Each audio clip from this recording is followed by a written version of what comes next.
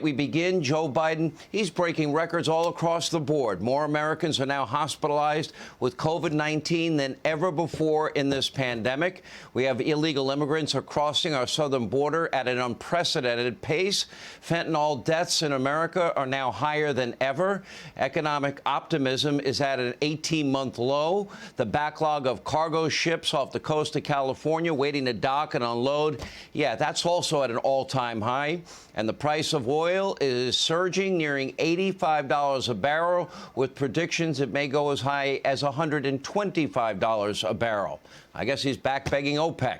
And breaking today, inflation, it is now the highest rate in 40 years, 4 decades. Now, November's inflation report was bad. Joe told us it was going to get better. They also told us it was transitory. Now they're backing off of that. December was worse now than November. Now, every dollar that you earn is worth 7% less than it was only 1 year ago today. According to 2 recent studies, this high rate of inflation is a massive tax, especially on the poor and middle class in this country. It is costing the typical American family more than $5,000+ a year. Joe, you're proud of yourself? That's your record. Do you even know what's going on? Do you know that today is Wednesday? Anyway, according to Joe, or whoever writes his tweets, this is actually a good thing. Okay. Quote, today's inflation numbers show a meaningful reduction in headline inflation over last month. We're making progress in slowing the rate of price increases, but there's still more work to do. I remain focused on lowering the costs for families and maintaining strong economic growth. Okay, we don't need bumper stickers. We don't need lies and slogans and, you know, campaign crap, because that's what that is. The inflation rate month over month went up. It didn't go down, and it continues to go up. Now, are they dishonest at the White House, or maybe are they really just that stupid? Is there anything that Joe Biden, and I ask yourself, you know, is there anything that he has done well? Think to yourself, any one thing that you can name or think of. Now, he promised to shut down COVID-19. That turned out to be a lie, a big lie.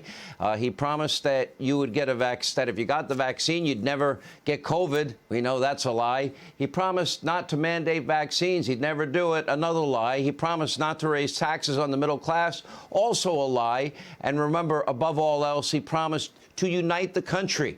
Probably the biggest lie of all. Instead of addressing the many crises affecting the U.S. or bringing both sides together, no bipartisanship whatsoever, Joe is now busy literally smearing, slandering, besmirching hundreds of millions of Americans. And yesterday, he referred to conservatives and Republicans as domestic enemies. He made comparisons to Jefferson Davis, the Ku Klux Klan, and George Wallace. The same George Wallace who Joe Biden praised as a senator.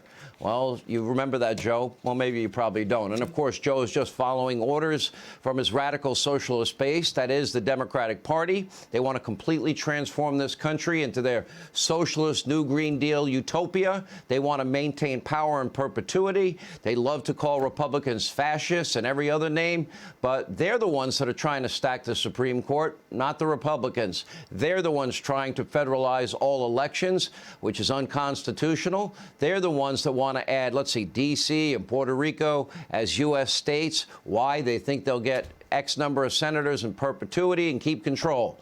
And they are the ones that are attempting to eliminate right now the filibuster so they can ram through their insane agenda in the halls of Congress with the slimmest of majorities. Now, today on the Senate floor, Tom Cotton was brilliant. He read this impassioned speech actually defending the filibuster. I'll explain. Take a look.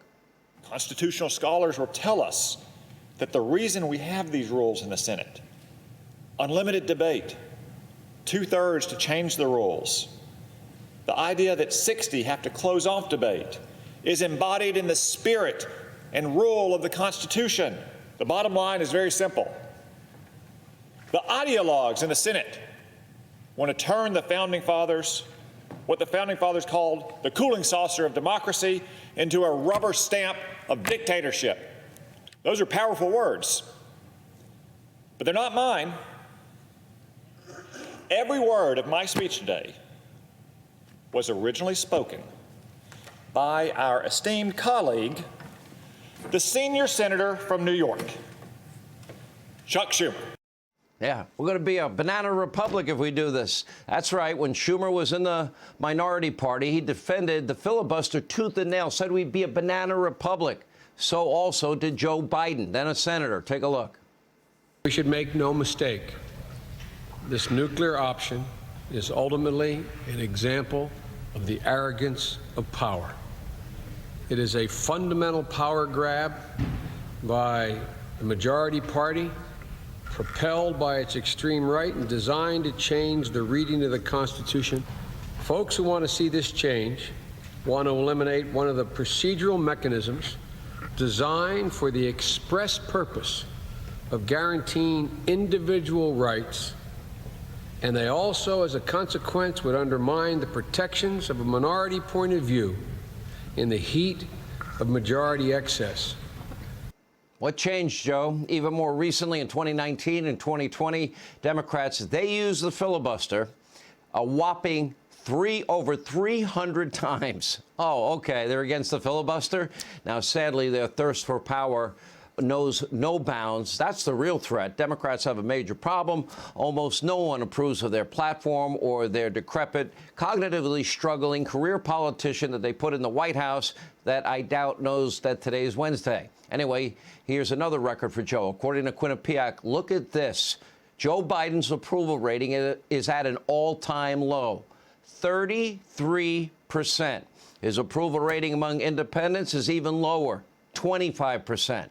His poll numbers are so bad that even Democrats want to avoid appearing with Biden in public. For example, yesterday, Stacey Abrams completely blew him off, MIA. She had an important lunch reservation or some other scheduling conflict. She just couldn't make it across town to meet with the president and vice president of the United States, or as Joe calls Kamala, the president of the United States.